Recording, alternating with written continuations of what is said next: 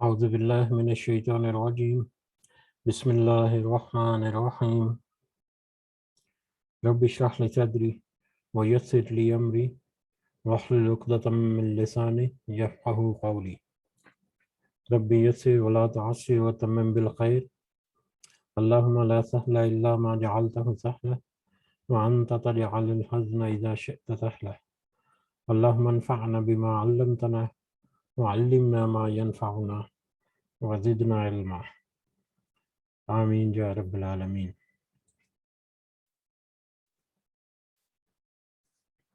آج ہم انشاءاللہ اللہ کے خاص فضل و کرم سے، اس کی توفیق سے، سورہ ہود کی آیت نمبر 69 نمبر آیت سے آنورڈ ہم دیکھیں گے۔ ہم اللہ کا شکر ادا کرتے ہیں اور اسی کی تعریف کرتے ہیں جس نے ہمیں یہ مہلت دی، جس نے ہمیں یہ طاقت دی، جس نے ہمیں استطاعت عطا فرمائی کہ ہم اپنے دن کا آغاز اس کے بابرکت کلام سے کریں، اس کو سمجھنے سے، اس کو سیکھنے سے کریں، اس دعا کے ساتھ کہ اللہ تعالیٰ ہمیں اس میں جو حقیقی کامیابی ہے اس دنیا میں اور خاص آخرت میں وہ ہمیں عطا فرمائے، اور اس کوشش کے ذریعے نہ صرف ہمیں اپنی بلکہ ہمیں اپنے احباب کی، ہمارے ساتھیوں کی اصلاح کرنے کی بھی ہمیں اللہ تعالیٰ ہمت اور توفیق عطا فرمائے۔ آمین یا رب العالمین۔ تو کل ہم نے جو رکوع پڑھا تھا اس میں قوم سمود کے بارے میں اللہ تعالیٰ نے آیات واضح کی کہ کس طرح حضرت صالح علیہ السلام کی قوم، جو قوم سمود کے نام سے جانی جاتی، انہوں نے بھی اپنے نبی کی تکذیب کی، اللہ کی توحید جو ہے اس کو ماننے سے انکار کیا، اور اس کے نتیجے میں کس طرح سے ان کی پوری بستی کو نیست و نابود کر دیا گیا عذاب، اللہ تعالیٰ کے عذاب کی طرف، عذاب سے۔ اور کل ہم نے دیکھا کہ ایک واضح معجزہ جو ہے وہ بھی اللہ تعالیٰ نے ان کو عطا کیا، ایک اونٹنے کی شکل میں، جو ان کی خواہش یا انہی کے تقاضے کے مطابق تھا کہ ہمارے سامنے کوئی پہاڑ سے یا چٹان سے ایک اونٹنی برآمد ہو جائے تو ہم مان لیں گے، لیکن اللہ تعالیٰ کی سنت کہ جب بھی ایسا کوئی معجزہ اللہ تعالیٰ عطا فرما دیں کسی قوم کو، اس کے بعد بھی اگر وہ قوم ایمان نہ لائے اور اپنی اصلاح نہ کرے تو پھر اس کے اوپر عذاب جو ہے وہ لازم ٹھہر جاتا ہے۔ تو اسی اللہ کی سنت کو جاری رکھتے ہوئے اس قوم کے ساتھ بھی عذاب الہی جو ہے وہ آدم کا، ما سوائے ایک استثناء جو ہم نے دیکھا تھا، حضرت یونس علیہ السلام کی قوم کہ جن کے اوپر عذاب کے آثار نمودار ہوئے، لیکن انہوں نے اس کو انہوں نے اللہ کے حضور اپنی توبہ قبول کی اور پھر اللہ تعالیٰ نے ان کو معاف کر دیا۔ تو صرف ایک استثناء ملتا ہے جس کا قرآن مجید میں بھی ذکر آ گیا، اس کے علاوہ کہیں پر بھی کسی قوم کے ساتھ ایسا نہیں ہوا کہ ان کے سامنے اللہ تعالیٰ نے کوئی بڑا معجزہ جو ہے وہ دکھا دیا اور اس کے بعد اگر وہ ایمان نہیں لے کر آئے اس کو عذاب اللہ تعالیٰ نے نہیں پہنچایا۔ تو اب ہم آئندہ جو اگلا رکوع جس کو ہم آج مکمل کرنے کی کوشش کریں گے انشاءاللہ، جو آیت نمبر 69 سے شروع ہوتا ہے، اس میں حضرت ابراہیم علیہ السلام کا کچھ مختصر تذکرہ اور اس کے بعد حضرت لوط علیہ السلام کی قوم کا ذکر ہے۔ حضرت ابراہیم علیہ السلام جیسا کہ ہمیں پتہ ہے ان کو ابو الانبیاء بھی کہا جاتا ہے۔ حضرت نوح علیہ السلام کے بعد حضرت ابراہیم علیہ السلام، حضرت نوح علیہ السلام جن کو آدم ثانی کہا جاتا ہے، اس کی وجہ کہ حضرت نوح علیہ السلام کے بعد جتنی نسل انسانی بڑھی وہ انہی کی نسل یا انہی کی آل حضرت نوح علیہ السلام کی آل میں سے ہی تھی جو ان کے نجات دہندہ تھے۔ اور اس کے بعد پھر حضرت ابراہیم علیہ السلام کے بعد جتنے انبیاء آئے، جتنے بھی نبی آئے، وہ سارے کے سارے نبی حضرت ابراہیم علیہ السلام کی نسل میں سے تھے۔ اور اس نسل میں دو لڑیاں جو زیادہ مشہور ہیں، ایک لڑی جو بنی اسحاق جن کو کہہ سکتے ہیں، جو بعد میں بنی اسرائیل بھی بنے، حضرت ابراہیم کے بیٹے حضرت اسحاق، پھر حضرت یعقوب سے بنی اسرائیل ٹائٹل پڑا، حضرت یعقوب کا ٹائٹل لقب جو ہے وہ بنی اسرائیل تھا۔ اس کے بعد پھر باقی انبیاء جس میں موسیٰ، حضرت داؤد، حضرت سلیمان اور حضرت عیسیٰ علیہ السلام جو ہے، یہاں تک یہ پورا سلسلہ چلا۔ اور دوسری ڈیری جو حضرت ابراہیم علیہ السلام کی تھی وہ بنی اسماعیل کہتے ہیں۔ حضرت اسماعیل علیہ السلام جو کہ حضرت ابراہیم علیہ السلام کے بیٹے تھے، بڑے بیٹے، اور ان سے پھر ایک ہی نبی آخر الزماں حضرت محمد صلی اللہ علیہ وسلم جو ہے وہ آئے۔ حضرت ابراہیم علیہ السلام، اسی وجہ سے حضرت ابراہیم علیہ السلام کو ابو الانبیاء بھی کہا جاتا ہے۔ بہرحال شروع کرتے ہیں ہم، اور جیسے جیسے ہم آگے بڑھیں گے تو جہاں پر موضوع ہوگا وہاں پر تھوڑی سی ہم ایکسپلینیشن بھی دیکھیں گے اللہ تعالیٰ کے فضل و کرم سے انشاءاللہ۔ شروع کرتے ہیں۔ اعوذ باللہ من الشیطان الرجیم۔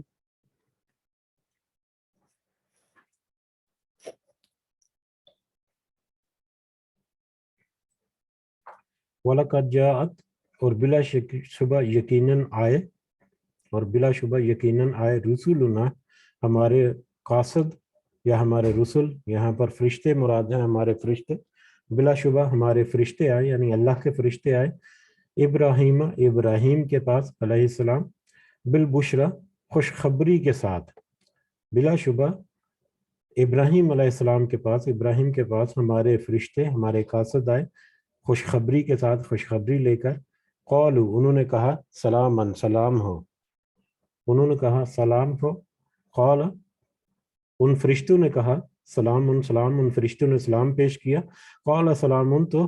اس نے کہا تم پر بھی سلامتی ہو، تم پر بھی سلام ہو، یعنی حضرت ابراہیم علیہ السلام نے سلام کا جواب سلام کی شکل میں دیا۔ فما لبث، پھر نہ اس نے دیر کی، ان جاء، کہ وہ لے آیا، بعجل، ایک بچڑا، حنیذ، بھنا ہوا، پھر اس نے دیر نہ کی کہ ایک بچڑا لے آیا وہ بھنا ہوا، یعنی حضرت ابراہیم علیہ السلام فوراً سے ایک بھنا ہوا بچڑا لے کر آ گئے۔ اللہ تعالیٰ کی طرف سے فرشتے انسانی شکل میں حضرت ابراہیم کے پاس آئے خوشخبری لے کر، اور انہوں نے آ کر ان کو سلام کیا۔ تو حضرت ابراہیم علیہ السلام سمجھے کہ یہ کوئی مہمان آئے ہیں یا کوئی مسافر ہیں۔ ظاہر جب کوئی مہمان یا مسافر کسی قبیلے یا کسی قوم میں جاتا ہے تو وہ اگر ٹھہرنا ہے یا اگر کوئی خاص بات چیت ہے یا خاص کوئی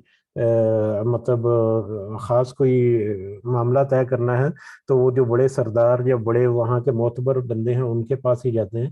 تو حضرت ابراہیم علیہ السلام کیونکہ اپنے قوم میں ایک معتبر بندے تھے، ایک بڑے، تو ان کے پاس جب دو فرشتے آئے تو انہوں نے سمجھا کہ یہ کوئی مسافر ہیں یا کوئی مہمان ہیں جو کسی مقصد سے آئے ہوں گے۔ انہوں نے آ کے جب سلام پیش کیا تو حضرت ابراہیم علیہ السلام نے بھی اس کا جواب سلام کی شکل میں دیا، اور پھر فوراً ان کی خاطر تواضع کرنے کے لیے، کھانا وانا دینے کے لیے، ان کی مہمان نوازی کے لیے وہ فوراً ایک بچڑے کو انہوں نے ذبح کیا اور وہ بھون کر ان کے سامنے لے آئے، ان کو پیش کیا کھانے کے لیے۔ فلما رأى، پھر جب انہوں نے دیکھا، اس نے دیکھا، حضرت ابراہیم نے جب دیکھا، ایدیہم، ان کے ہاتھوں کو، لا تصل، نہیں پہنچ رہے الیہ، اس کی طرف، یعنی اس کھانے کی طرف، اس بچڑے، بنے ہوئے بچڑے کی طرف، ان فرشتوں کے یا اللہ کے ان مہمانوں کے جو ہاتھ ہیں، حضرت ابراہیم نے دیکھا کہ ان کے ہاتھ وہ کھانے کی طرف نہیں بڑھ رہے، نہیں پہنچ رہے، یعنی حضرت ابراہیم کے اصرار کے باوجود وہ کھانے کی طرف اپنا ہاتھ نہیں بڑھاتے، وہ بنے ہوئے بچڑے کی طرف اپنا ہاتھ نہیں بڑھاتے۔ ناکرہم، تو اس نے اوپرا جانا انہیں، ان کو کچھ ایکسٹرا آرڈنری محسوس ہوا، یا ان کو کچھ مطلب غیر فطری محسوس ہوا کہ ایسے کیسے ہیں، وہ آؤ جیسا، اور محسوس کیا، من خیفہ، ان سے خوف، اور ان سے خوف محسوس کیا. ان کو اس نے حضرت ابراہیم علیہ السلام نے اوپرا جانا اور خوف محسوس کیا. خوف محسوس کیا کیوں؟ کہ اس وقت کی قبائل کے ریت یا روایت کے مطابق اگر کوئی بری نیت سے یا دشمنی کی نیت سے اگر کسی کے پاس جاتا تھا تو وہاں سے وہ کھانا پینا یا وہاں سے کوئی فائدہ اس طرح سے لینا جو ہے وہ پسند نہیں فرماتے تھے. تو اس نظریے کے تحت حضرت ابراہیم علیہ السلام کو ان سے خوف بھی محسوس ہوا کہ یہ ان کو میں نے ایک اتنا اچھا عمدہ کھانا جو ہے وہ پیش کیا ہے اور اصرار کے باوجود ان کے ہاتھ جو ہے وہ کھانے کو نہیں پہنچ رہے. تو یہ پتہ نہیں کس نیت سے آئے ہیں یا کیا ارادے ہیں جس کے ساتھ یہ مہمان جو ہے آئے ان کے پاس. تو اس وجہ سے ان کو تھوڑا سا اوپرا بھی محسوس ہوا اور خوف بھی محسوس ہوا. تو قالوا انہوں نے کہا، فرشتوں نے کہا، لا تخف، نہ ڈرو، نہ ڈر، آپ مت ڈریے، انا ارسلنا، بے شک ہم بھیجے گئے ہیں، الی قوم لوط، قوم لوط کی طرف، بے شک ہم قوم لوط کی طرف بھیجے گئے ہیں. تو فرشتوں نے اپنا تعارف کرا دیا کہ در حقیقت ہم اللہ کی طرف سے بھیجے ہوئے فرشتے ہیں اور قوم لوط کی طرف بھیجے گئے ہیں. یہاں سے یہ واضح ہوتا ہے کہ حضرت قوم لوط کا آگے ہم مزید تذکرہ کرتے ہیں. حضرت لوط علیہ السلام جو ہے حضرت ابراہیم علیہ السلام کے بھتیجے تھے. حضرت ابراہیم علیہ السلام کے بھتیجے تھے اور حضرت لوط علیہ السلام حضرت ابراہیم علیہ السلام پر ایمان لے کر آئے تھے. ٹھیک ہے. اور اس کے بعد اللہ تعالیٰ نے پھر ان کو مطلب مبعوث کیا اور ان کو پھر بھیج دیا قوم لوط کی طرف. ٹھیک ہے. تو قوم لوط جو ہے اس کا تذکرہ ہم اگلی آیات میں پڑھیں گے. تو ان کی بیماری یا ان کے کچھ کردار کی وجہ سے ان کے اوپر عذاب الہی جو ہے اس کا وقت آ گیا. تو جب فرشتے حضرت لوط علیہ السلام کی طرف اپنا پیغام، اللہ کا پیغام لے کر جا رہے تھے تو رستے میں وہ پھر حضرت ابراہیم علیہ السلام کے پاس بھی ٹھہرے. حضرت ابراہیم علیہ السلام کے پاس بھی ٹھہرے. دو مقاصد یا دو پیغامات ان کو پہنچانے کے لیے حضرت ابراہیم کو. ایک پیغام یہ تھا کہ حضرت ابراہیم کو دوسرے بیٹے اسحاق کی بشارت دینی، دوسرے بیٹے اسحاق اور اسحاق کے بیٹے یعقوب، ان کی بشارت دینے کے لیے، اور اس کے علاوہ قوم لوط پر عذاب جو ہے اس کی خبر دینے کے لیے کہ اب قوم لوط پر عذاب آیا ٹھہرا ہے، جس کا مختصر تذکرہ ہم اگلی آیات میں انشاءاللہ دیکھتے ہیں. بہرحال وہ فرشتے انہوں نے اپنا تعارف کرایا کہ آپ پریشان مت ہوں، اب آپ خوف مت کھائیں، ہم تو اللہ کی طرف سے بھیجے ہوئے فرشتے ہیں اور ہم قوم لوط کی طرف بھیجے گئے ہیں، یعنی ہم قوم لوط کی طرف جا رہے ہیں. ان کے رستے میں اب آپ کا پڑاؤ ہے تو آپ کی طرف آگے. وامرأتہ، اور اس کی بیوی حضرت ابراہیم علیہ السلام کی بیوی، قائمتن، کھڑی تھی، فضاحکت، تو وہ ہنس پڑی. حضرت ابراہیم علیہ السلام کی بیوی جو کھڑی تھی کسی پردے کے اوٹ میں یا وہاں پر کہیں مناسب جگہ پر جو بھی ان کے شایان تھا وہاں پر کھڑی تھیں اور یہ سارا ماجرا جو ہے وہ دیکھ رہی تھی کہ کس طرح سے حضرت ابراہیم علیہ السلام کا معاملہ ان کے مہمانوں کے ساتھ ہو رہا ہے. تو وہ ہنس پڑی. اور جب انہوں نے یہ میٹر دیکھا تو وہ ہنس پڑی. اب کیوں ہنس پڑی؟ اس کی وجہ یہ بھی ہو سکتی ہے کہ حضرت ابراہیم جو اللہ کی طرف سے ایک نبی ہیں، انہوں نے فرشتوں کو نہیں پہچانا اور اس کی اس طرح سے خاطر تواضع کی اور انہوں نے خوف محسوس کیا. تو ایک یہ بھی وجہ ہو سکتی ہے. دوسرا یہ بھی کہ قوم لوط کی طرف عذاب کی ایک خبر جو ہے وہ لے کر آئے، تو شاید یہ بھی ایک ریزن ہو سکتی ہے کہ قوم لوط جو ہے وہ اپنے انجام کی طرف پہنچ رہی. بہرحال مختلف رائے دی جاتی ہے، واللہ عالم. یہاں پر ہمیں یہی پتہ چلتا ہے کہ وہ ہنس پڑیں، وہ مسکرائیں یا انہوں نے اپنا خوشی کا اظہار کیا، ہنسی ان کی ظاہر ہوئی. فبشرناہا، تو پھر ہم نے خوشخبری دی اسے، باسحاق، اسحاقی، ومن وراء اسحاق، اور اسحاق کے بعد کی نسل یا اسحاق کے جو اگلی نسل ہے، یعقوب کی، یعنی پوتے کی بھی. حضرت ابراہیم علیہ السلام کی بیوی کو پھر اسحاق علیہ السلام اور اسحاق کے بعد ان کے بیٹے یا حضرت ابراہیم علیہ السلام کے پوتے یعقوب کی بھی خوشخبری دی ان فرشتوں نے. اچھا، حضرت ابراہیم علیہ السلام کی دو بیویاں تھیں. ایک بیوی حضرت سارہ جو ان کی بڑی اور پہلے بیوی تھی، ان سے ان کے ہاں کوئی اولاد نہیں ہوئی تھی شروع میں. پھر ان کے بعد ان کی دوسری بیوی جو ہے وہ حضرت ہاجرہ تھی، جن کو بادشاہ مصر نے حضرت ابراہیم کو پیش کیا تھا. وہ ظاہری طور پر تو وہ مطلب حکومت مصر میں غلام کے بنی اسرائیل میں یعنی ان کے اس میں اہل مصر جو ہیں ان میں مطلب کنیز کے طور پر جانی جاتی تھی، لیکن در حقیقت وہ ان کی رائل فیملی سے نہیں، اعلیٰ حسب نسب سے خاندان سے تھی۔ بہرحال حضرت حاجرہ جو ہے وہ بعد میں ان حضرت ابراہیم کے پاس ان کے عقد میں آئیں، تو پھر حضرت حاجرہ سے پہلے ایک بیٹا جو ہے وہ پیدائش ہوئی اس کی، جو حضرت اسماعیل علیہ السلام، جن کو پھر اللہ تعالیٰ کے حکم سے حجاز یا سرزمین عرب یا جہاں پر آج مکہ المکرمہ بیت اللہ ہے، وہ اس ایریا میں اللہ کے حکم سے انہوں نے چھوڑ دیا۔ انہوں نے اپنی بڑی بیوی اور بڑے بیٹے کو، حضرت حاجرہ اور حضرت اسماعیل علیہ السلام کو، وہ ایک الگ سے ٹاپک ہے، جب وہ آیات آئیں گے اس کے متعلقہ تو ہم اس کو تفصیل سے دیکھیں گے۔ اور اب دوسری جو بیوی حضرت سارہ تھی، وہ اس وقت تک ان کے ہاں کوئی اولاد نہیں تھی، ٹھیک ہے۔ تو پھر یہاں پر فرشتے جو آئے انہوں نے حضرت سارہ کو یہاں پر خوشخبری دی کہ اسحاق کی، کہ تو آپ کے ہاں ایک بیٹا اسحاق ہوگا، بلکہ اس کے بعد حضرت اسحاق علیہ السلام کے بیٹے جو ہے یعقوب علیہ السلام، یعنی ان کے پوتے کی، بیٹے اور پوتے دونوں کی خوشخبریاں دے دی ان فرشتوں نے ان کو۔ وقالت، تو اس نے کہا، یعنی حضرت سارہ نے کہا، حضرت ابراہیم علیہ السلام کی بیوی نے کہا، یا ویلتنی، یا ویلتا، ہائے میری بربادی، ہائے میری بربادی۔ یہ ایک طریقہ ہے خطاب کرنے کا یا کچھ اظہار کرنے کا، کچھ انہونی یا اچانک کی کچھ کیفیت جو ہے مختلف قوموں میں مختلف طرح سے مطلب کچھ عادتیں پائی جاتی ہیں، اسی طرح سے کہہ لیں کہ اس نے کہا، حضرت ابراہیم علیہ السلام کی بیوی نے کہا، ہائے میری بربادی، عالدن، کیا میں جنوں گی، وَأَنَا، کیا میں کوئی اولاد جنوں گی، وَأَنَا عَجُوزٌ، اس حال میں کہ میں بوڑھی ہوں، اب میں عمر گزر چکی میری، میں ایک بوڑھی ہو چکی، وَهَذَا بَعْلِي شیخن، اور یہ میرا خاون جو ہے یہ بھی بوڑھا ہے گا، اس حال میں کہ میں بھی بوڑھی ہو چکی اور میرا خاون جو ہے وہ بھی بوڑھا ہو چکا، تو کیا اس حال میں یا اس وقت میں اب کوئی اولاد جو ہے اس کو جنوں گی۔ ان ھذا لشیء عجیب، یقیناً بلا شبہ ایک عجیب چیز ہے، یہ ایک بڑی عجیب سی بات ہے کہ اس عمر میں،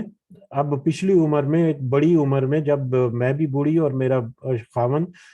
جو حضرت ابراہیم علیہ السلام جو ہے وہ بھی بہت بوڑھے ہو چکے، تو اب میں اولاد جنوں گی، یہ کیسے ہو سکتا ہے؟ تعجب انہوں نے کیا، تو قالوا، ان فرشتوں نے کہا، تعجبین، کیا تو تعجب کرتی ہے، کیا تمہیں عجیب فیل ہو رہا ہے، من امر اللہ، اللہ کے حکم سے، رحمت اللہ، کیا اللہ کا، یہ تو اللہ کا حکم ہے، اور اللہ کا حکم جو ہے کسی مادی وسائل کا کوئی محتاج نہیں ہوتا، اللہ کا حکم جو ہے جب بھی ہو جہاں بھی ہو، کن فیکون کے ذریعے بھی سارا کچھ ممکن ہے، جبکہ ان کے پاس تو مادی وسائل بھی موجود تھے، یعنی آپ جس طرح بھی بے حد بوڑھی عمر کے ہو چکے تھے، لیکن اللہ کی قدرت جو ہے وہ شامل حال ہو تو کیوں ممکن نہیں؟ تو آپ کیا تعجب کرتی ہیں اللہ کے حکم سے؟ رحمت اللہ، اللہ کی رحمت ہو، وہ برکات ہو، اور اس کی برکتیں ہوں، اللہ کی رحمت اور برکتیں ہوں، علیکم اہل البیت، تم پر اے گھر والو، یعنی حضرت ابراہیم علیہ السلام کے اہل بیت جو ہیں ان کو ان فرشتوں نے دعا کی کہ آپ پر اللہ کی رحمتیں اور برکتیں ہوں، کہ آپ تعجب کرتے ہیں اللہ کے حکم سے، انہو حمید، بے شک وہ تو تعریف کیا گیا ہے، مجید، بڑی شان والا ہے، اللہ تو تعریف کیا گیا اور بہت بڑی بلند شان والا ہے۔ فلما ذہب، پھر جب چلا گیا، عن ابراہیم، ابراہیم علیہ السلام سے، ابراہیم سے، الروع، خوف، جب حضرت ابراہیم علیہ السلام کو مطلب حقیقت سے سامنے آ گئی اور ان کو تعارف پیش ہو گیا کہ اس طرح سے وہ اللہ کے فرشتے ہیں، تو اللہ کے فرشتے تو ظاہر کھانا وانا نہیں کھائیں گے، تو جب ان کا خوف دور ہو گیا حضرت ابراہیم علیہ السلام کا، تو پھر وجاءتہ البشرا، اور آ گئی ان کے پاس خوشخبری، ایک بشارت، خوشخبری جو لے کر آئے تھے ان کی اولاد کی شکل میں، وہ بھی جب ان کو مل گئی، یجادلنا، تو وہ جھگڑنے لگا ہم سے، یعنی حضرت ابراہیم جو ہے وہ جھگڑنے لگا ہم سے، ہم یہاں پر اللہ تعالیٰ سے ہیں کہ اللہ تعالیٰ سے جھگڑنے لگا، اللہ سے کس طرح کہ اللہ تعالیٰ کا ہی پیغام لے کر آئے تھے وہ فرشتے جو ہیں، تو وہ ان فرشتوں سے جھگڑنے لگا، یجادلنا، یہ مجادلہ سے ہے، یہاں پر فزیکل جھگڑا نہیں، بلکہ بات چیت میں جھگڑا، کاؤنٹر آرگومنٹ جو ہے، یا یا کراس کوشچننگ جس کو کہہ سکتے ہیں کہ مطلب اس طرح نہیں تو اس طرح نہیں تو اس طرح کیسے یہ کیسے، یعنی بات چیت کرنے میں ایک دوسرے کے ساتھ اختلاف اور مطلب مزید بات چیت کرنا، تو اس طرح کے معاملات میں یہ علمی طور پر بھی کہہ سکتے ہیں، یا بات چیت کے معاملات میں ایک دوسرے کے ساتھ کاؤنٹر آرگومنٹ کرتے ہوئے کچھ ڈائلاگز جو ہیں وہ مجادلہ ہوتا ہے، تو وہ جگڑنے لگا ہم سے فی قوم لوط کے بارے میں، قوم لوط کے بارے میں، یعنی جب حضرت ابراہیم علیہ السلام بے خبر ہو گئے اور ان کے پاس ایک خوشخبری تو آ گئی ان کی اولاد کی، اب دوسری جو خبر ان کو دی ان فرشتوں نے، وہ حضرت لوط علیہ السلام کی قوم کے بارے میں، عذاب کے بارے میں تھی کہ اب ان کا وقت پورا ہو چکا، اللہ کا امر جو ہے وہ آ گیا، اب ان کے اوپر عذاب جو ہے آیا چاہتا ہے۔ تو اس کے اوپر پھر حضرت ابراہیم علیہ السلام نے کچھ کاؤنٹر آرگومنٹ یا کچھ کوشچننگ کی یا کچھ مزید تفصیلات ان سے طلب کی، جس کو یہاں پر مجادلہ سے ذکر کیا گیا قوم لوط کے بارے میں۔ یہ کیا تفاصیل ہیں قرآن مجید میں تو نہیں ملتی، البتہ بائبل یا تورات میں کچھ مزید روایات ملتی ہیں جو جس کے مطابق وہ جب انہوں نے کہا کہ اب قوم لوط جو ہے یہ ساری کی ساری غرق تباہ ہو جائے گی اللہ تعالیٰ کے حکم سے، تو کیونکہ حضرت لوط علیہ السلام جو حضرت ابراہیم کے بھتیجے تھے وہ بھی ان میں موجود تھے، تو فرشتوں نے جب کہا کہ ساری قوم تباہ ہو جائے گی، تو حضرت ابراہیم علیہ السلام نے کاؤنٹر یہ اسرائیلیات سے ہے کہ انہوں نے کاؤنٹر آرگومنٹ کیا کہ مطلب کیا سارے کے سارے ہی لوگ، تو انہوں نے کہا کہ ہاں ساری قوم تباہ ہو جائے گی۔ تو حضرت ابراہیم نے کیا کہا، اگر ان میں 50 لوگ بھی اگر ہوں تو پھر بھی وہ مطلب 50 لوگ بھی اس قوم میں ایسے ہوں جو اللہ پر ایمان لائے ہیں یا جنہوں نے اپنی اصلاح کی ہے، تو پھر بھی وہ قوم تباہ ہو جائے گی۔ تو ان فرشتوں نے کہا کہ نہیں، اگر 50 لوگ اس میں ہوں تو پھر وہ تباہ نہیں ہوگی، لیکن 50 لوگ بھی بہت زیادہ تھے۔ حضرت لوط علیہ السلام کے اوپر تو صرف ان کی 2 بیٹیاں جو ہیں وہ ایمان لے کر آئی تھی، اس کے علاوہ کوئی ان کی قوم میں سے کوئی بھی ان کے اوپر ایمان نہیں لایا تھا۔ تو بہرحال پہلے 50 کا آرگومنٹ ہوا، پھر 40 کا، پھر 30 کا، بڑھتے بڑھتے پھر 5 تک آ گیا کہ اگر 5 بھی ہوں تو پھر بھی ان کے اوپر عذاب نہیں آئے گا، لیکن 5 بھی نہیں ہے کہ ان کی قوم کو بچایا جا سکے۔ تو پھر جب یہاں تک معاملہ پہنچا، یہ صرف اسرائیلیات سے میں نے ذکر کیا ہے کہ یہ مجادلہ جو ہے یہ کس قسم کا تھا، یا یہاں پر جھگڑا جو ہے ذکر کیا اس کی نوعیت کیا تھی، واللہ عالم۔ اللہ تعالیٰ نے ہمیں یہاں پر جیسے ذکر کیا اس کو ہم نے سمجھنے کی کوشش کی۔ اس کے بعد پھر جب یہ جھگڑا یا ان کا جو آپس میں کاؤنٹر آرگومنٹ یہاں تک پہنچ گیا، تو پھر ان فرشتوں نے کہا ان ابراہیم لحلیم، بے شک ابراہیم جو ہیں وہ یقیناً نہایت ہی حلیم اور بردبار، وأواہ، آہوزاری کرنے والے اللہ کے حضور بڑی خشوع و خضوع کے ساتھ مطلب آہوزاری کرنے والے، منیب اور رجوع کرنے والے تھے، بہت ہی نرم طبیعت کے، نہایت ہی نرم دل اور حلیم اور بردبار، اور اللہ کے ہاں آہوزاری کرنے والے، یکسو ہو کر اللہ کی طرف مطلب توجہ کرنے والے، رجوع کرنے والے، وہ ایسے انسان تھے۔ تو جب ان کو حضرت لوط علیہ السلام قوم لوط کا پتہ چلا تو وہ فکر مند ہوئے، اسی وجہ سے انہوں نے پھر مجادلہ کیا ان کے ساتھ، فرشتوں کے ساتھ مزید ایکسپلینیشن مانگی ان سے اس واقعہ یا اللہ کے حکم کے بارے میں۔ تو پھر فرشتوں نے کہا یا ابراہیم، اے ابراہیم،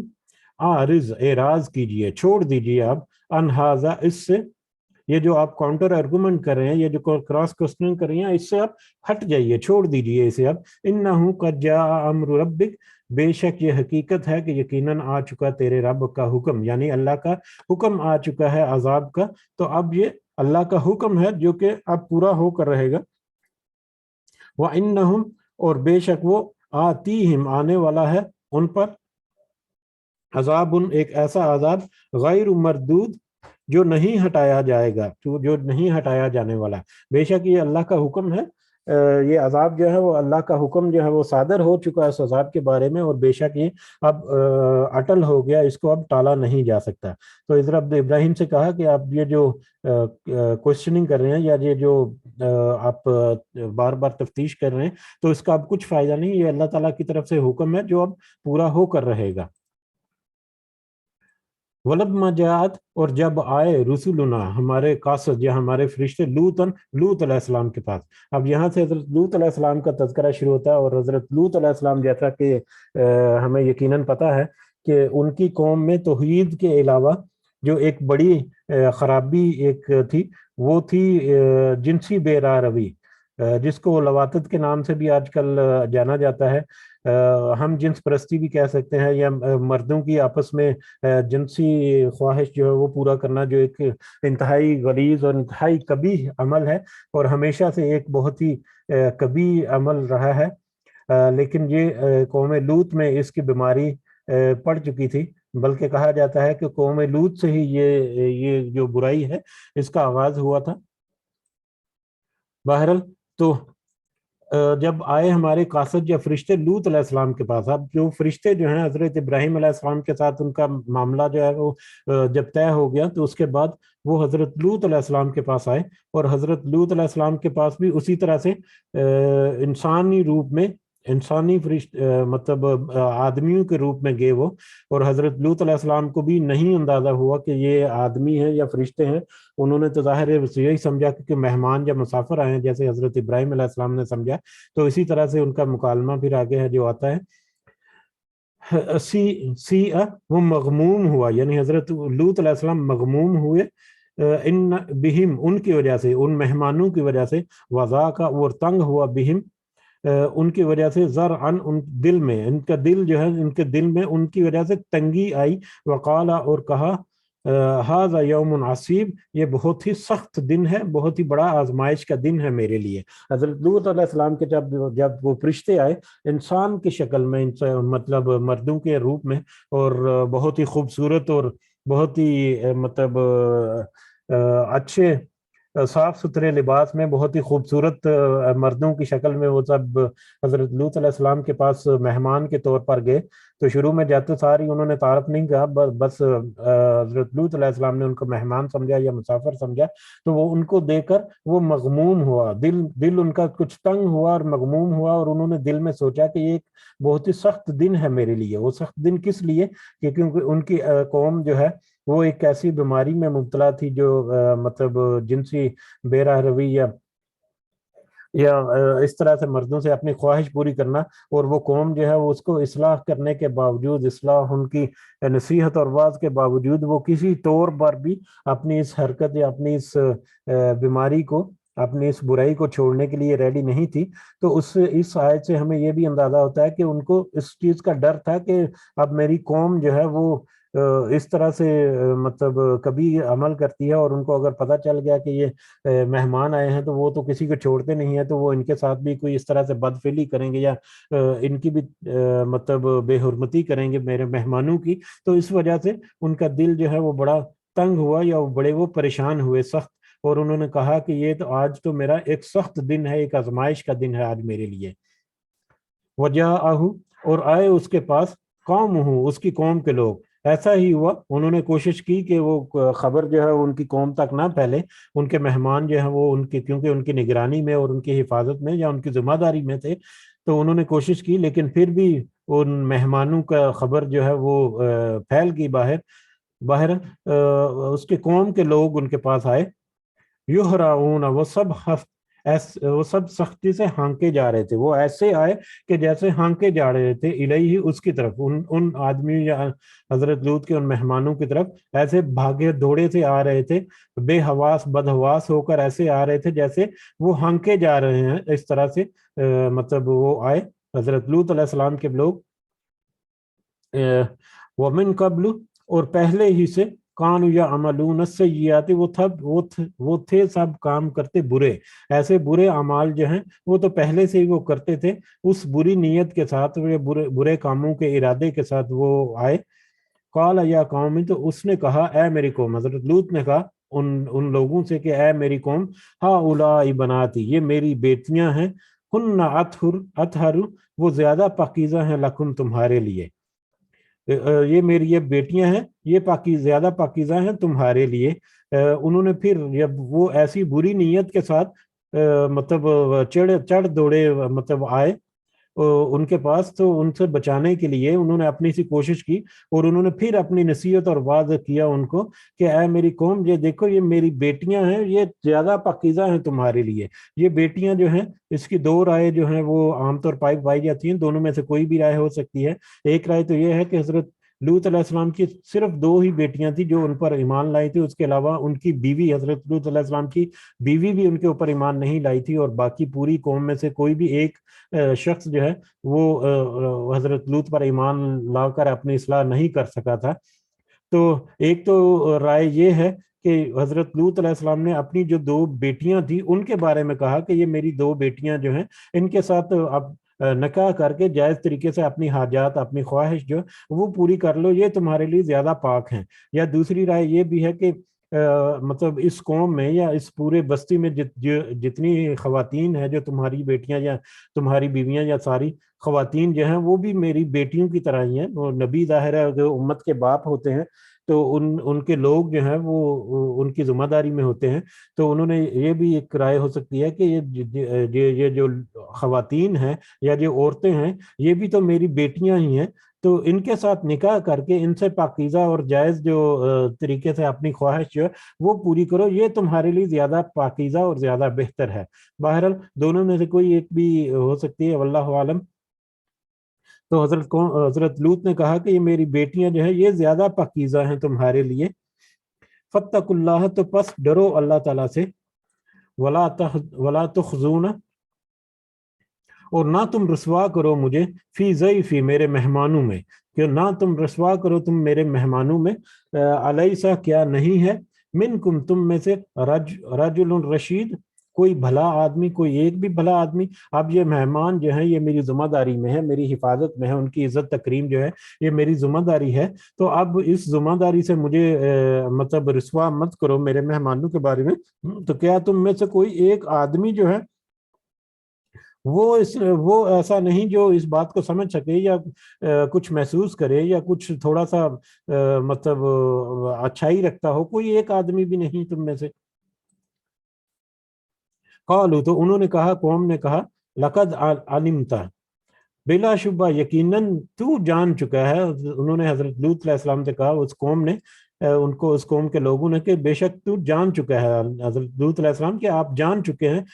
माँ लना, नहीं है हमारे लिए, फी बनातिका, तेरी बेटियों में, मिन हक़्क़िन, कोई हक या कोई रगबत, हमें तुम्हारी बेटियों में कोई रगबत या कोई दिलचस्पी नहीं है। व इन्नका, और तू बेश यकीनन जानता है, मा नुरीद, कि हम जो चाहते हैं, हम जिस इरादे से या जिस ख्वाहिश से या जो लेने के लिए या जिस मकसद के लिए तुम्हारे पास आए हैं वो तू अच्छी तरह से जानता है। उन्होंने साफ इनकार कर दिया कि ये जो बेटियां हैं इनके साथ हमारी कोई दिलचस्पी नहीं, कोई रगबत नहीं, और हम किस नीयत से आए हैं ये तुम अच्छी तरह से जानते हो। कौला, तो कहा उसने, लो, काश, अन्ना ली बिकुम, मेरे लिए तुम्हारे मुकाबले की कुव्वतन, कुछ ताकत होती। तो हजरत लूत अलैहिस्सलाम ने कहा कि काश के मेरे लिए तुम्हारे मुकाबले के लिए कुछ ताकत होती, मेरे पास तुम्हारे मुकाबले की कुछ ताकत होती। वो पूरी कौम में, बल्कि एक बड़ी वसी और अरीद बस्ती थी जिसमें सिर्फ हजरत लूत अलैहिस्सलाम वाहिद एक मर्द थे जो हक पर थे, और उनकी 2 बेटियां थी उनके साथ। उसके अलावा उनकी कोई उनको साथ देने वाला और कोई उनके उनके उनके साथ खड़ा होने वाला नहीं था। तो ऐसी सूरत में उन्होंने कहा कि अगर मेरे पास तुम्हारे मुकाबले की कुछ, काश के मेरे पास तुम्हारे मुकाबले की कुछ ताकत होती। आओ आओ आवी, या मैं पनाह लेता, इला रुकन शदीद, किसी मजबूत सहारे की, यानी मैं खुद इतना ताकतवर होता या मेरे पास कोई सहारा होता, कोई दूसरा मर्द जो है वो मेरे साथ मतलब अपनी इस्लाह करके मेरे साथ खड़ा होता, मुझे उसका सहारा होता। तो काश के ऐसी कुछ कुव्वत होती। यहाँ पर ये बात नहीं कि अल्लाह पर तवक्कल नहीं था, यकीनन अल्लाह पर तवक्कल सारी अंबिया का एक बहुत बड़ा खासा है, लेकिन मादी वसाइल जो हैं उनको उनको सामने रख कर भी बात होती है यकीनन। और उसके अलावा अल्लाह ताला की तरफ से आजमाइश भी हो सकती है, बल्कि अल्लाह ताला अपने बंदों को भी बहुत मतलब बड़ी बड़ी आजमाइश देकर भी आजमाता है। बहरहाल हजरत लूत ने कहा कि अगर मेरे पास, काश के मेरे पास कुछ ताकत होती या कोई सहारा होता कि मैं तुम्हारा मुकाबला कर सकता। कालू, तो उन्होंने कहा, या लूत, ए लूत, इन्ना, बेशक, रुसुलुन, कासद हैं, रब्बी का, तेरे रब के, अब फरिश्ते, अब जब ये सिचुएशन आ गई, जब सिचुएशन आउट ऑफ कंट्रोल हो गई, तो फिर अब फरिश्ते जो हैं उन्होंने अपना तारफ कराया। उन्होंने कहा कि ए लूत, बेशक अल्लाह की तरफ से हम कासिब हैं, यानी कासद हैं, यानी अल्लाह के फरिश्ते हैं, अल्लाह की तरफ से भेजे गए हैं। लन यसिलू, हरगिज नहीं वो पहुंच सकेंगे इलई का, आप तक। ये जो इतना मतलब दुश्मनी करते हुए और इतना अपने आपे से बाहर होकर आपकी तरफ आ रहे हैं और इस तरह बेचैन और आपके ऊपर हमले कर रहे हैं, जिस तरह से ये मामलात कर रहे हैं, तो ये आप तक हरगिज नहीं पहुंच सकते। आप बेफिक्र रहिए, हम अल्लाह की तरफ से भेजे हुए कासद हैं या फरिश्ते हैं, तो ये जो कौम है ये आप तक हरगिज नहीं पहुंच सकेगी। यानी आप, हमें तो क्या, ये आपको भी कोई नुकसान नहीं पहुंचा सकेगी। फ़अस्री भी अहली का, सो ले चल अपने घर वालों को। उनको कहा, उनको खबर दी कि हम फरिश्ते हैं अल्लाह के। और फिर उन्होंने कौम के लिए जो अजाब था उसकी भी खबर दी, और फिर उनको मतलब एडवाइज किया कि फ़अस्री भी अहली का, तो सो ले चल अपने घर वालों को बिकित इन, किसी हिस्से में, मिनल लैली, रात के, इसी रात के, आज के, आज यही रात जो है, इसी रात के किसी हिस्से में अपने घर वालों को लेकर निकल जाइए यहाँ से। वला यल्तफित मिनकुम अहदुन, और ना पीछे मुड़कर देखे तुम में से कोई एक भी। यानी इसी रात को जितनी जल्दी मुमकिन हो आप यहाँ पर अपने घर वालों को लेकर यहाँ से निकल जाएं, और पीछे मुड़कर देखने की जरूरत नहीं, कोई भी आप में से पीछे मुड़कर ना देखे। इल्लम्राअतक, सवाए तेरी बीवी के। हाँ, अपनी बीवी को भी यहाँ पर छोड़ के जाना है, उसको भी लेकर नहीं जाना है। यानी अपने घर वालों को अपने साथ ले चलिए, सवाए अपनी बीवी के, क्योंकि उनकी बीवी जो है वो उनके ऊपर ईमान नहीं लाई थी, और कौम लूत की वो हम ख्याल ही थी कह लें। तो अपनी बीवी को छोड़कर अपने बाकी अहल जो हैं उनको लेकर यहाँ पर यहाँ से रातों रात यहाँ से कूच कर जाइए। इन्नहु मुसीबुहा, बेशक ये हकीकत है कि पहुंचने वाला है उसे, मा असाबहुम, वो अजाब जो पहुंचेगा तो उसे, यानी उस बीवी को, उनकी बीवी को भी वो अजाब पहुंचने वाला है जो पहुंचेगा उन्हें। इन मौइदहुम, बेशक उनके वादे का वक्त, यानी अल्लाह के वादे का वक्त, असुबह, सुबह है। यानी जैसे ही ये सुबह होगी तो अल्लाह का वादा जो है वो पूरा हो जाएगा और उनके ऊपर जो अजाब आ दमकेगा। तो आप अभी रात के इसी पहर में जितनी जल्दी हो अपने अहल को, बीवी के छोड़कर अपने बाकी जो अहल हैं उनको लेकर यहाँ से कूच कर जाइए, कि बेशक आपकी बीवी पर तो अजाब आएगा, और ये अजाब का वक्त जो है वो ये सुबह का है, जैसे ही सुबह आएगी ये अजाब आ जाएगा। अलैसा सुबह भी करीब, क्या नहीं है सुबह बिल्कुल करीब? आप नहीं देख रहे कि सुबह अब तो करीब है? यानी रात के पहर में ही उन्होंने कहा, और उन्होंने ये भी कहा कि जल्दी जल्दी से कर लो, अब तो सुबह का वक्त जो है वो भी करीब ही है, तो सुबह होने से पहले आप यहाँ से अपने अहल को लेकर निकल जाइए। फलम्मा जा अमरुना, फिर जब आया हमारा हुक्म, फिर जब हमारा हुक्म आया, यानी अल्लाह ताला की तरफ से जब अल्लाह का अजाब आ गया, जालना, तो हमने कर दिया, आलिया, उसके ऊपर वाले हिस्से को, साफिलहा, उसके नीचे वाला, उसके ऊपर वाले हिस्से को नीचे वाला कर दिया, यानी टलपट कर दिया, ऊपर औंधे मुंह गिरा दिया। यानी ऊपर बिल्डिंग का ऊपर वाला हिस्सा जो है वो ऐसे उठाकर उसको जमीन पर पटका के वो नीचे की तरफ हो गया, ऐसे औंधे मुंह सारी के सारा कबीला या सारे की सारी बस्ती जो है वो हो गई। वह अमतरना, और हमने बरसाए अलैहा, उस बस्ती पर, हिजारतन, पत्थर, और हमने पत्थर भी बरसाए उस बस्ती पर, मिन सिज्जीलिन, कंकरी, किंगर किस्म के, किंगर की किस्म के, किंगर की किस्म यानी मट्टी के ऊपर जब बारिश या पानी पड़ता है तो वो मतलब एक सख्त डेला सा बन जाती है जो खुश्क होकर सख्त पत्थर की शक्ल सी इख्तियार कर जाती है। तो इस तरह से मट्टी के बने हुए सख्त पत्थर, जो गूंदी हुई मिट्टी के कह सकते हैं, उस तरह के मेरा ख्याल है ये जो मिट्टी का जो घड़ा होता है इसको भी अगर तोड़ा जाए तो उसकी जो छोटी छोटी ठीकड़ियां जो बनती हैं, ये उनको भी शायद किंगरी कहा जाता है, वल्लाहु अलम। बहरहाल मट्टी से गूंदी हुई मिट्टी या इसी मिट्टी से सख्त किए हुए पत्थर जो है, उसके उस शक्ल के पत्थर जो है वो भी हमने बरसाए उनको आसमान से। मंजूद, तय बरदे, लगातार एक दूसरे के ऊपर हमने फिर उनके पत्थर भी बरसाए। यानी उनको एक तो जमीन से अजाब आया کہ ان کے گھروں کو اوندے منہ گھرا دیا، یعنی زلزلہ آیا اس طرح کا اور زمین ایسے پھٹ گئی کہ ان کے گھر اوپر کے نیچے، اوپر والے حصے نیچے اور نیچے والے حصے اوپر ہو گئے، اس طرح سے ان کو مطلب تلپٹ کر دیا۔ اور اس کے ساتھ ساتھ آسمان سے پھر کنگر قسم کے پتھر جو ہے وہ بھی لگاتار ایک دوسرے کے بعد تہ در پہ برسائے ہم نے۔ اس طرح سے اس قوم کو بھی غرق کر دیا، اس قوم کو بھی تباہ کر دیا اللہ تعالیٰ نے۔ مسومتاً، جو نشان زدہ تھے، یہ پتھر جو ہیں یہ نشان زدہ تھے، عند ربک، تیرے رب کے ہاں سے، آپ کے رب کی طرف سے یہ پتھر جو ہیں یہ بھی نشان زدہ تھے۔ نشان زدہ تھے یعنی ایک تو یہ ہے کہ وہ پتھر جو ہے وہ نشانے کے اوپر لگتے تھے، جس آدمی کے نشان کے اوپر یا جس آدمی کی طرف وہ پتھر اللہ تعالیٰ نے بھیجے ایگزیکٹلی اس نشانے کے اوپر لگتے تھے۔ یا دوسرا یہ بھی ہے کہ وہ جتنی بستیاں تھیں ان پتھر جو ہیں بستیوں کے اوپر نشانے بن کر ان بستیوں کے اوپر گرے، جس سے وہ پوری کی پوری بستیاں یا ان کے جتنے لوگ تھے وہ سارے کے سارے برباد ہو گئے، یا ان کے اوپر اس طرح سے یہ سزا ملی۔ تو یہ نشان زدہ پتھر تھے تیرے رب کی طرف سے۔ وما اور نہیں ہیا وہ بستی من الظالمین ببعید، ان ظالموں سے ہرگز دور، اور نہیں ہے وہ بستی ان ظالموں سے ہرگز دور۔ یہ آیت کا آخری حصہ جو ہے، اور نہیں ہے وہ بستی ان ظالموں سے ہرگز دور، یہ حضرت نبی کریم صلی اللہ علیہ وسلم سے کو بتایا جا رہا ہے کہ کوئی مشرکین مکہ جو ہے ان سے یہ بستیاں جو ہیں یہ دور نہیں ہیں، ان سے بستیاں دور نہیں ہیں۔ یہ بستیاں آج بھی شام اور اردن اور اس کے علاقے میں، جیسا کہ کل ہم نے دیکھا تھا وادی موسیٰ، مدین جو ہے، اسی مدین یا اسی علاقے میں آگے پیچھے یہ بستیاں جو ہیں وہ آج بھی ان کے کھنڈرات جو ہیں وہ موجود ہیں۔ تو ان کے بارے میں، اور جب یہ قافلے جو ہے یہ مال تجارت لے کر سفر کرتے تھے شام، عراق اور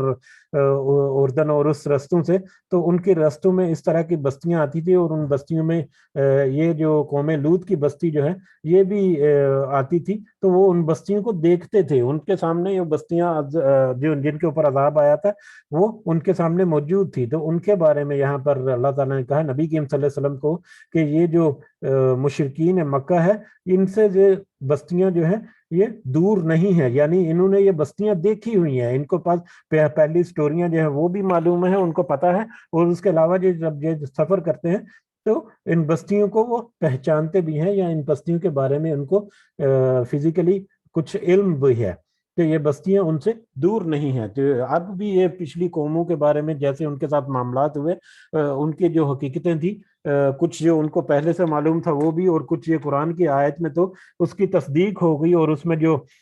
کچھ غلط ملط کچھ ملایا ہوا تھا اسے پاک کر کے جو ایگزیکٹ اور صحیح جو سچ پہ مبنی جو حقیقت تھی وہ بھی اللہ تعالیٰ نے ان آیات میں واضح کر دی۔ تو یہ بستیاں جو ہیں یہ تو ان کے سامنے نشانی کے طور پر آج بھی موجود ہیں، تو کیوں یہ ظالم جو ہیں یہ اب عقل نہیں رکھتے اور نصیحت نہیں پکڑتے۔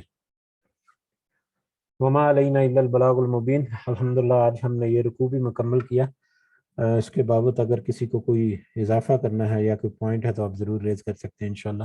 جزاکم اللہ خیراً۔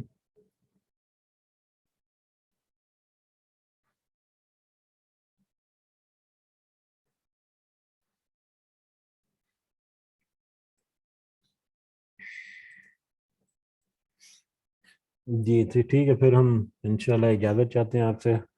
اللہ تعالیٰ ہمارا حامی و ناصر ہو، سب کو دعاؤں میں ضرور یاد رکھیں۔ اللہ تعالیٰ ہم سب کی جتنی پریشانیاں اور جتنی نیک اور جائز حاجات ہیں وہ پوری کرے، اور پریشانیاں اللہ تعالیٰ ہماری دور فرمائے۔ ہمارے والدین کو اللہ تعالیٰ اپنی خاص رحمت میں رکھے، ہمیں اپنے والدین کا صدقہ جاریہ بنائے، اور ہماری اولاد کو اس قابل کرے کہ وہ ہمارے لیے صدقہ جاریہ بنے، بلکہ اللہ تعالیٰ ہمیں اس قابل کرے کہ ہم اپنی اولاد کو اپنا صدقہ جاریہ بنا سکیں۔ رب ارحمہما کما ربیانی صغیرا، رب ارحمہما کما ربیانی صغیرا،